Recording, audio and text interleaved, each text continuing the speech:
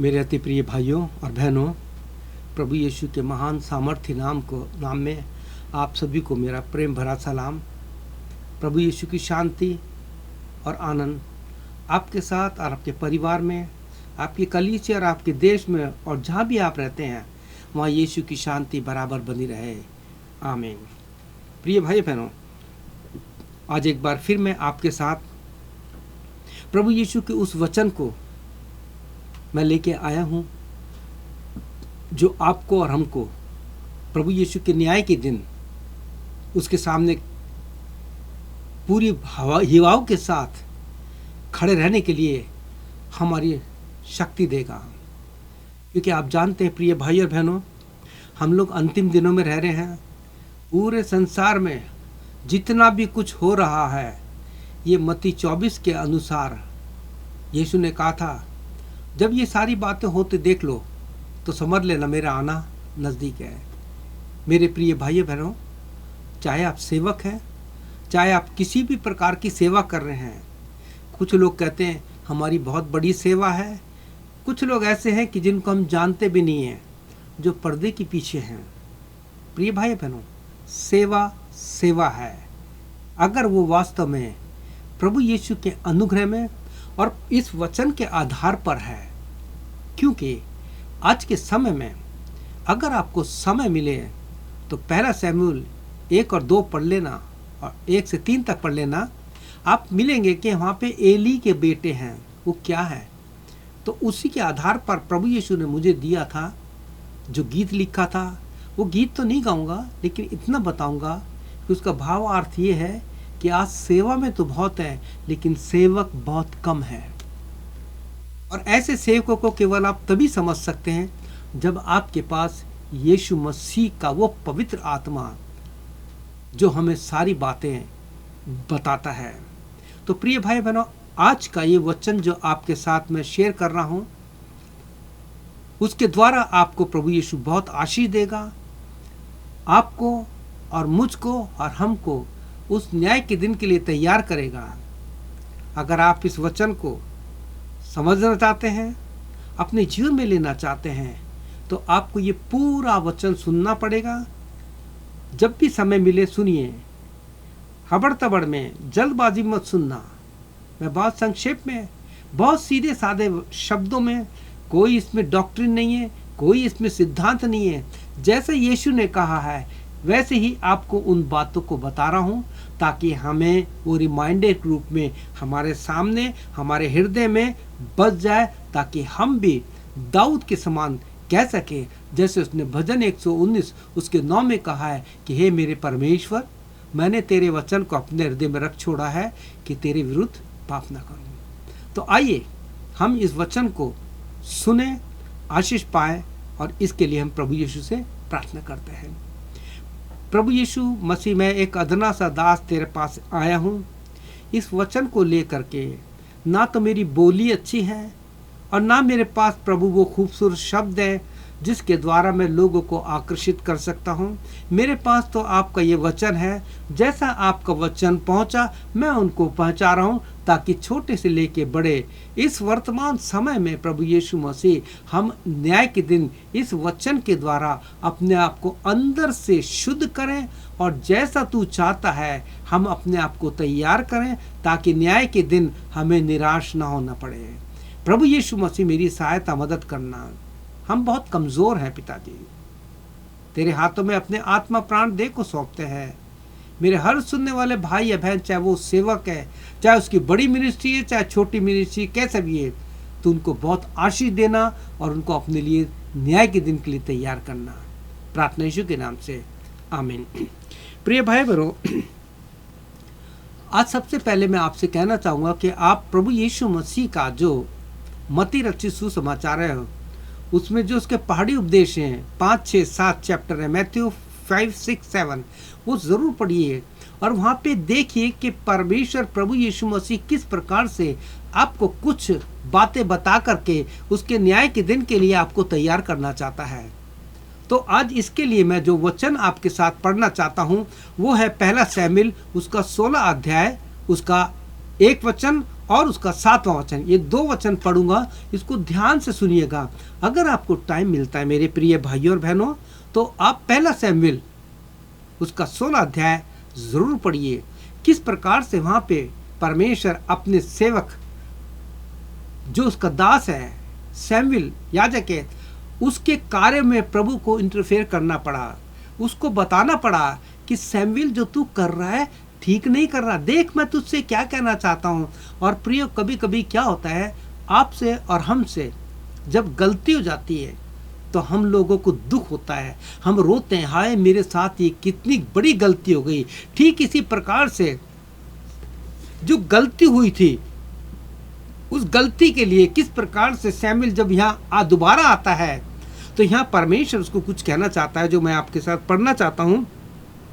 जहाँ इस प्रकार से लिखा है, और यहोवा परमेश्वर ने शमूएल से कहा, मैंने शाऊल को इस्राएल पर राज्य करने के लिए तुच्छ जाना है। तू कब तक उसके लिए विलाप करता रहेगा, कब तक रोता रहेगा? मैंने शाऊल को इस्राएल में राज करने के लिए तुच्छ जाना है।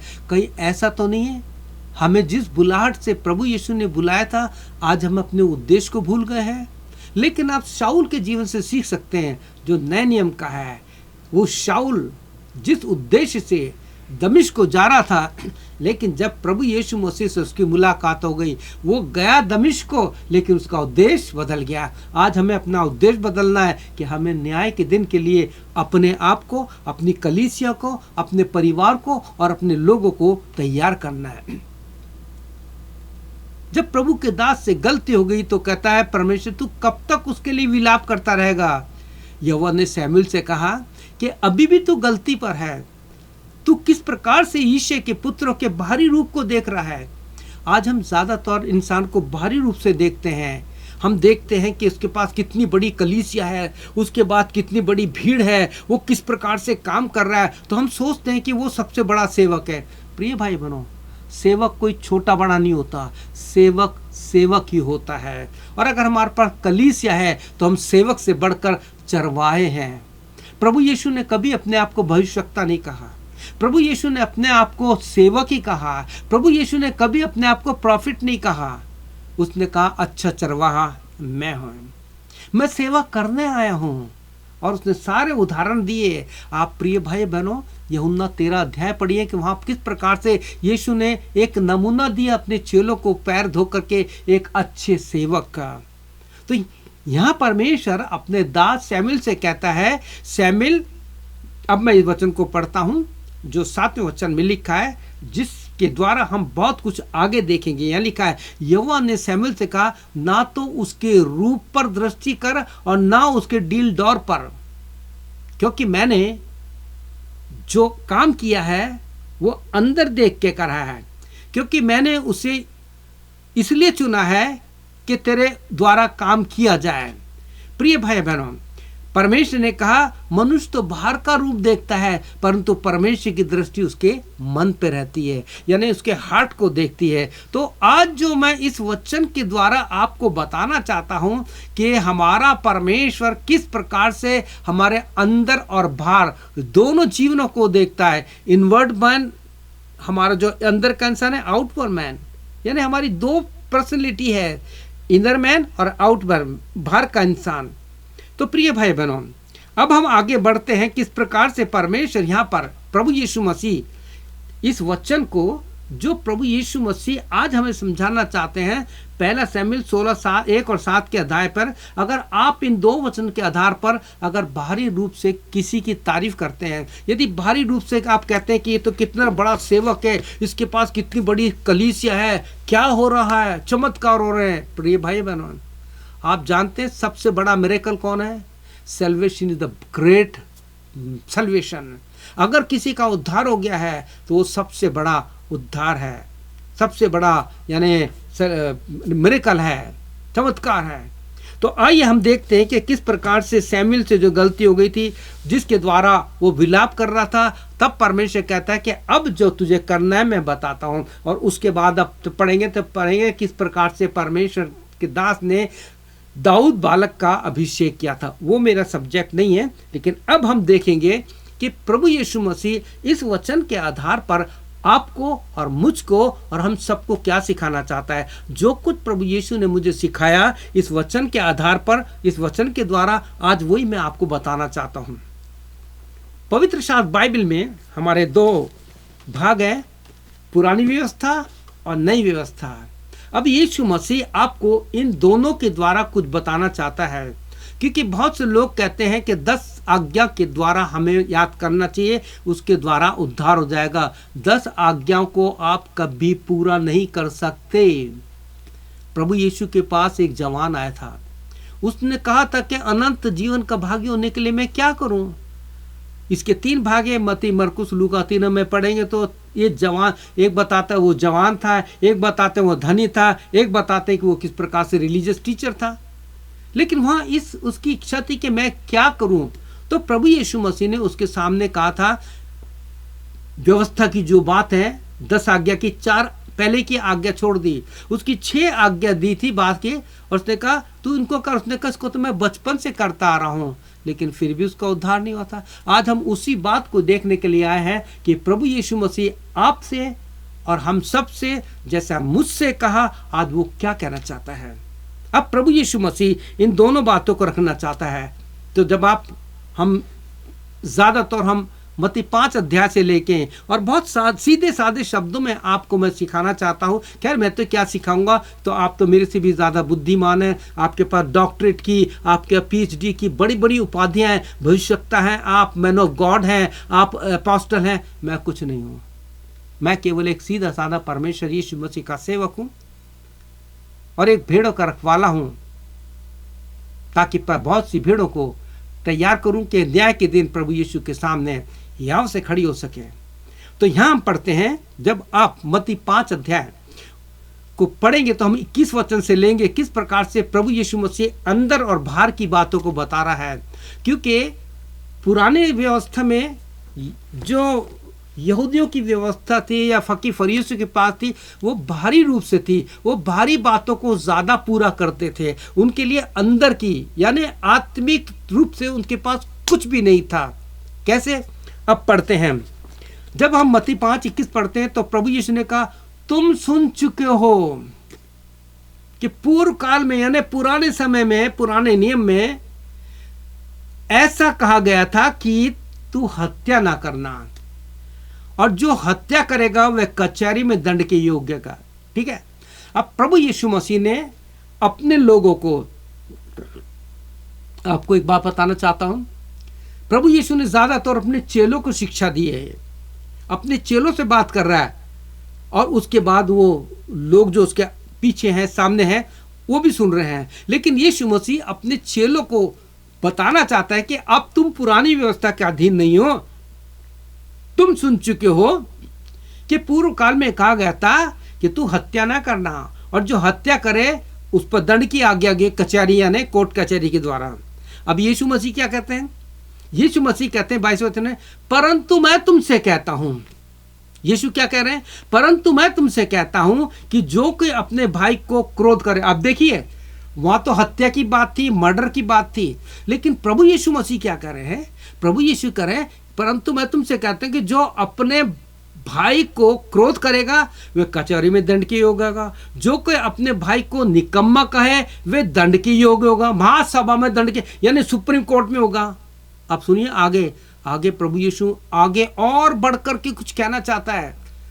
अभी तो छोटी सी बात हुई है, जो क्रोध करे और उसके बाद का जो निकम्मा कहे बात को, कचहरी और महासभा यानी छोटी कोर्ट, बड़ी कोर्ट।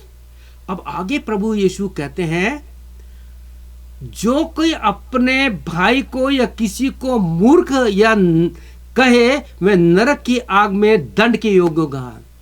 आप जानते हैं, जब से मैंने इस वचन को समझा है, मैंने अपनी पत्नी से भी कहा है, आप अपन कभी कभी हम कह देते हैं ना, मैं सच बता रहा हूँ, मेरे हाथ में बाइबल है, कभी कभी हम पति पत्नी एक दूसरे, तुम तो बड़े पागल हो, मूर्ख हो तुम। हमने कान पकड़ लिए। जब ये वेश मेरे पास पहुंचा, गहराई से पढ़ा, इसलिए मैं लोगों से कहता हूं कि 4 सुसमाचार पढ़िए और यीशु ने जो जो कुछ कहा है उसको अपने जीवन में ले लीजिए। मेरे प्रिय भाई बहनों, ये सच बता रहा हूँ आपको, मैंने अपनी पत्नी से कहा कि अगर मेरे से पिछले दिनों में कभी भी अगर आपको मैंने मूर्ख कहा है तो मुझे माफ़ करना। हम एक दूसरे से क्षमा मांग लेते हैं पति पत्नी, अगर कोई गलती होती है तो क्षमा मांगना कोई पाप नहीं है, ये प्रभु यीशु ने हमें सिखाया है। तो प्रिय भाई, यहाँ पे यीशु मसीह कहते हैं कि हमें किसी को मूर्ख नहीं करना, ना किसी पर क्रोध करना है और ना किसी को निकम्मा कहना है। ये प्रभु यीशु मसीह ने नई व्यवस्था बताई। किसको कह रहा है? अपने चेलों को सिखा रहा है। और प्रिय भाई बहनों, एक बात और मैं आपको कहना चाहता हूं, प्रभु यीशु मसीह ने मत्ती 5 उसके 26 में कहा है, मैं तुमसे सच कहता हूं। आज आपको फिर से मैं एक बात सिखाना चाहता हूं, ये कहना चाहता हूं जो मैंने पूरी की है अपने लाइफ में। मैं आपको बताऊंगा ना कितनी बार, लेकिन अगर आप पढ़ेंगे, मेरे जो प्रार्थना का ग्रुप चलता है, 3 ग्रुप चलते हैं मेरे व्हाट्सएप पे, किस प्रकार से प्रभु यीशु संभाल रहा है। कई लोगों को तैयारी दे रहा हूँ कि अभी तुम अलग अलग ग्रुप स्थापित करो, क्योंकि अंतिम दिनों में आप प्रार्थना में लोगों को बुलाइए। जैसे भी आपको वचन आता है, लोगों को वचन शेयर कीजिए और उनको प्रभु यीशु के आगमन के लिए और न्याय के दिन के लिए तैयार कीजिए। तो मैं आपको से कहना चाहता हूँ कि प्रिय भाई बहनों, केवल आप यूहन्ना रचित सुसमाचार, read the gospel of John, और उसमें पढ़िए और पेन लेके बैठिए या मार्कर लेके बैठिए कि कितनी बार यीशु ने कहा है कि मैं तुमसे सच सच कहता हूं। किससे? तुमसे। एक बात और कहना चाहता हूं, बाइबल में जितनी बार आया है मैं तुमसे, तुम्हें, तुम्हारे, इसका मतलब क्या है? जब मैं बाइबल पढ़ रहा हूं और यीशु का वचन कह रहा है मैं तुझसे सच सच कहता हूं, इसका मतलब प्रभु यीशु मसीह मुझसे कुछ सच कहना चाहता है। वो सच क्या है आप जानते हैं? वो सच ये है कि हम प्रचारक लोग, हम सेवक लोग लोगों को सिखाते हैं, लेकिन हम उसको अपने पर लागू नहीं करते। हम तो सेवक है ना। आप जानते हैं यूहन्ना 13 उसके 27 में क्या लिखा है? तुम तो ये बातें जानते हो। अगर ये वचन मेरे से थोड़ी आगे पीछे रह जाए तो मुझे माफ़ कर देना, क्योंकि मैं नहीं चाहता कि आप कहें कि इस प्रचारक ने, प्रभु के सेवक ने गलत बता दिया। मैं इसको पढ़ ही देता हूँ। यूहन्ना 13 उसके 27 वचन में लिखा है कि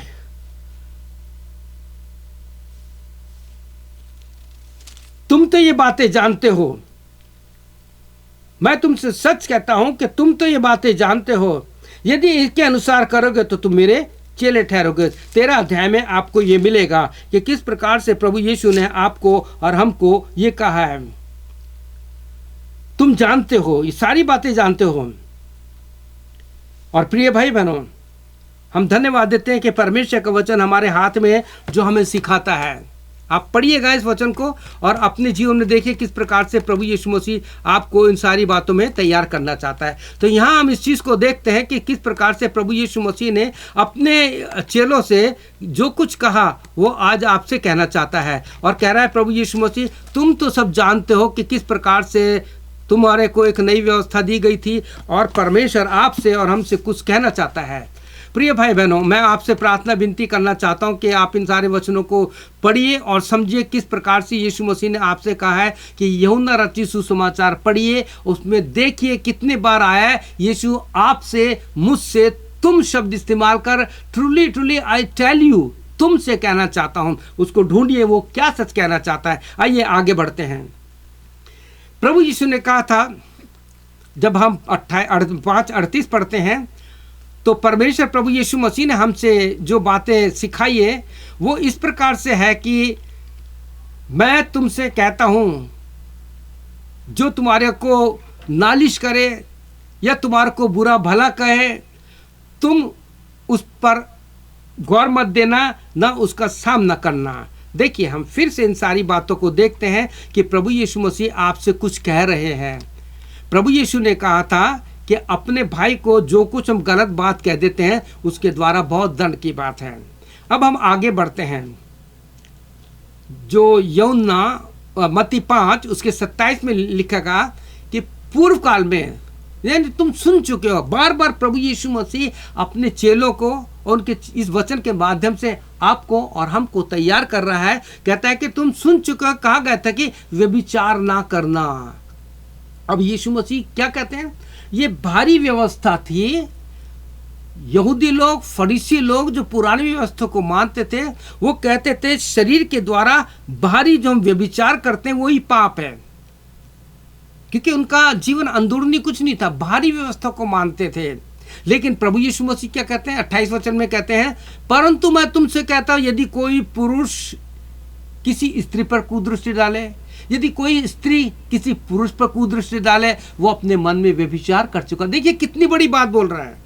पुरानी व्यवस्था में कुछ और था, नई व्यवस्था में कुछ और है। प्रभु यीशु मसीह आपको और हमसे कहना चाहते हैं कि जब हम जिस आंख से बाइबल को पढ़ते हैं, उसी आंख से हम लोगों को देखते हैं, जिस हाथ से हम राइट हैंड से या अपने दोनों हाथों से जब हम परमेश्वर के वचन को पढ़ते हैं, उठाते हैं, हम इन्हीं हाथों से पाप करते हैं। तो प्रभु यीशु मसीह ने कहा, धन्य कि तेरी आंख से पाप होता तो निकाल के फेंक दे, तेरे हाथ को काट के फेंक दे। प्रभु यीशु मसीह का मतलब है कहने का कि काटना नहीं, मतलब जो बातें तेरे दिमाग में, तुम्हारे मन से होती है, वो निकाल के फेंक दे, वो तुम्हारे जीवन में नहीं होनी चाहिए। तुम प्रिय भाई बहनों, आप इस चीज को समझ गए हैं कि पुरानी व्यवस्था में, बाहरी व्यवस्था में वो लोग बाहरी रूप से इस बात को मांगते थे, चाहे शारीरिक रूप में कुछ ही करें। प्रिय भाई बहनों, कि परमेश्वर के वचन में प्रभु यीशु ने कहा कि वो पुराने समय में व्यवस्था में कहा गया था कि तू व्यभिचार मत करना, ये पाप है, उसको पथराव करके मारा जाएगा, जो भी सजा है। लेकिन यीशु कहते हैं कि परंतु मैं तुमसे कहता हूं कि अगर तुमने अपनी इस आंख से, जिससे परमेश्वर का वचन पढ़ते हो, जिससे तुम क्रूस को देखते हो, अगर उसी आंख से तुमने किसी पुरुष या स्त्री पर कुदृष्टि डालिए, तुम वो पाप कर चुके। फिजिकली हमारा दिमाग उसमें इन्वॉल्व हो जाता है। प्रिय भाई बहनों, जब आगे हम पढ़ते हैं, जब आप अय्यूब की पुस्तक उसका 31:5 पढ़ेंगे, तो अय्यूब कहता है कि मैंने अपनी आंखों के विषय में वाचा बांधी है, तो मैं फिर क्यों किसी कुंवारी पुरुष पर या क्यों किसी पुराने पराये पुरुष पर आंखें लगाऊं? अय्यूब ने अपनी आंखों के विषय में वाचा बांधी है। अब आगे फिर बढ़ते हैं। जब हम मैथ्यू 5:31 पढ़ते हैं, तो वहां पे प्रभु यीशु मसीह फिर अपने चेलों से कह रहा है, फिर आपसे कह रहा है, फिर मुझसे कह रहा है। क्या कह रहा है? यह भी कहा गया था पूर्व काल में, यह भी कहा था, जो कोई अपनी पत्नी को त्याग पत्र दे तो वो अपनी पत्नी से व्यभिचार कराता है।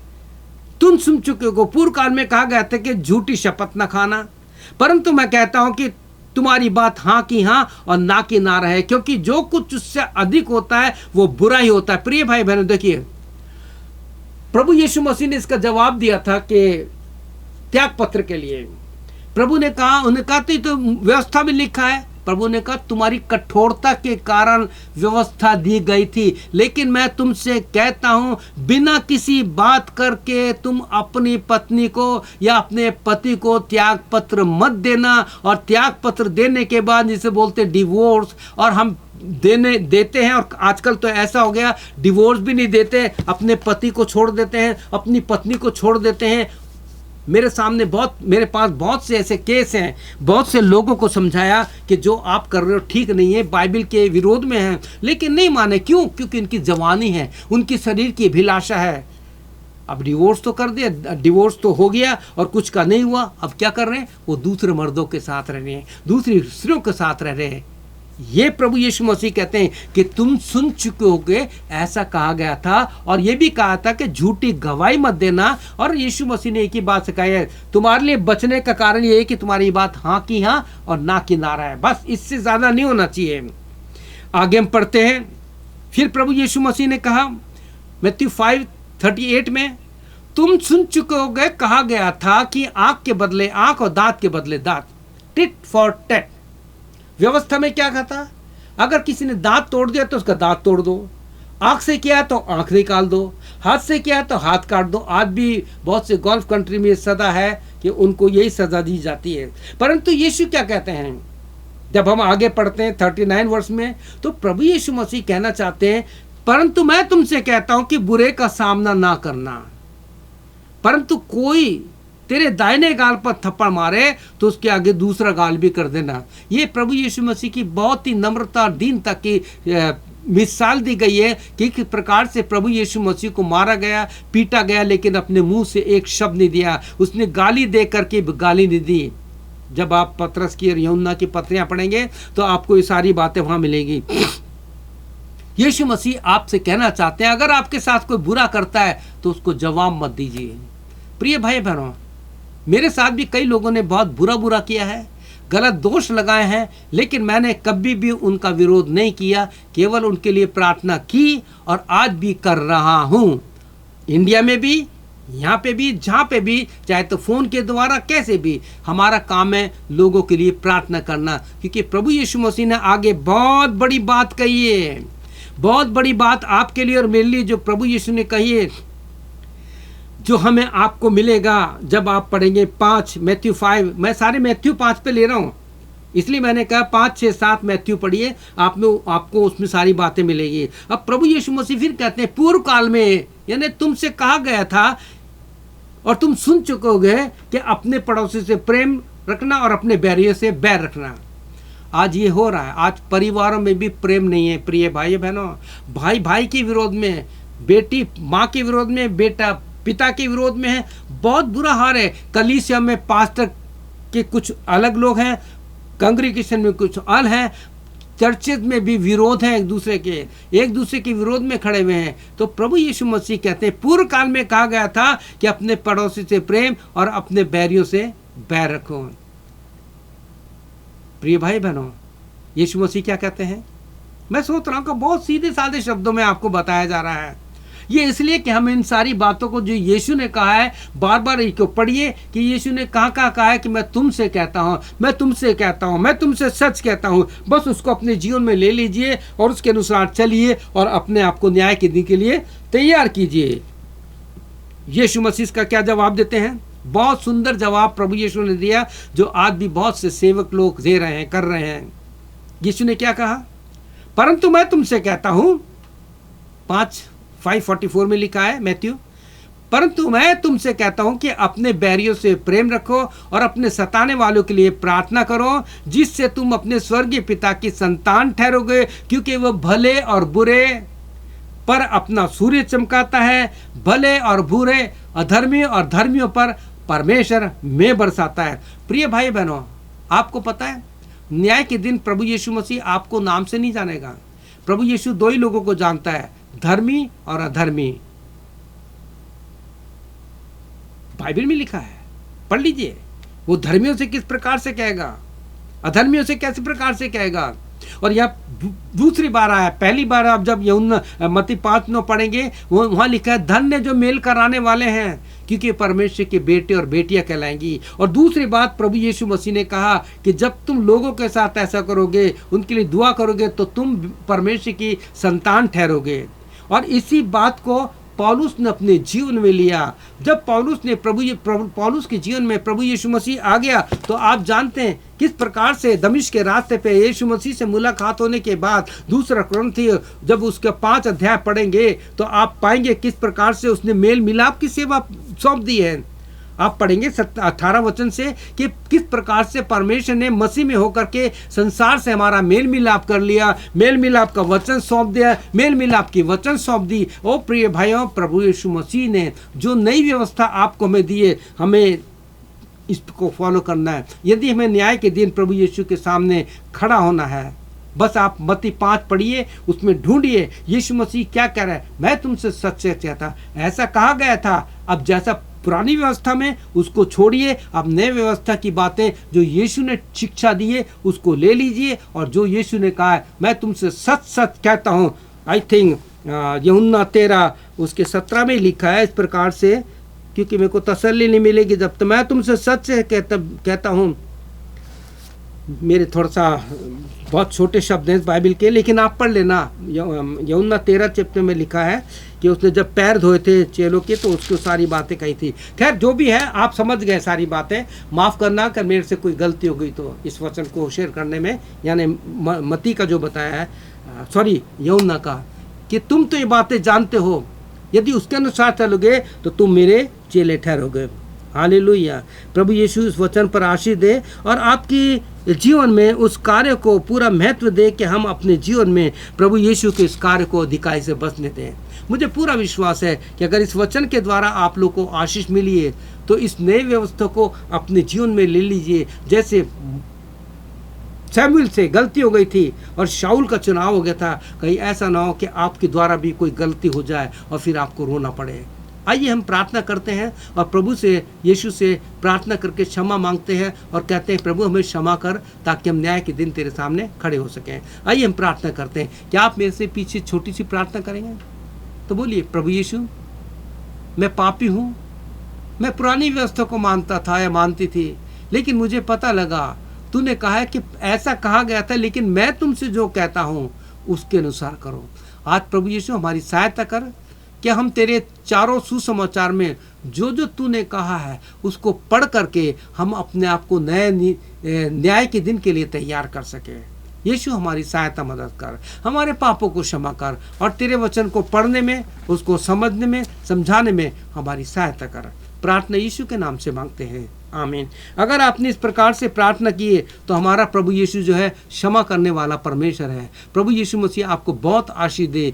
प्रभु की शांति, यीशु की शांति आपके जो समझ से परे है, आपको दिल और मनों में राज करे। आमीन। May God bless you.